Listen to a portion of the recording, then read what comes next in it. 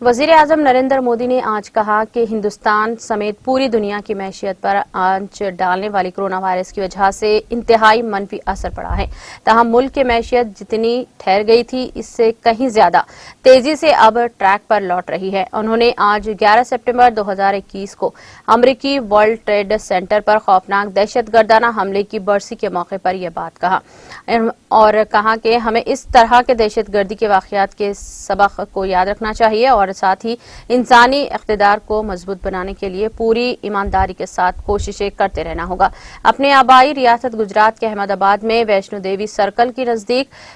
سماج کی جانب سے سبھی برادری کے قریب طلبہ اور دیگر لوگوں کی مدد کے لیے 400 کروڑ روپے کی لاگت سے 7 لاکھ اسکوائر فٹ سے بھی زائد رقبے میں تعمیر کیے جا رہے سردار دھامم بھون کے پہلے مرحلے کی ای رونمائی اور دوسرے مرحلے کی ای بھومی پوجن کے موقع پر مسٹر مودی نے یہ بات نئی دہلی سے ویڈیو کانفرنس کے ذریعے کہی ہے۔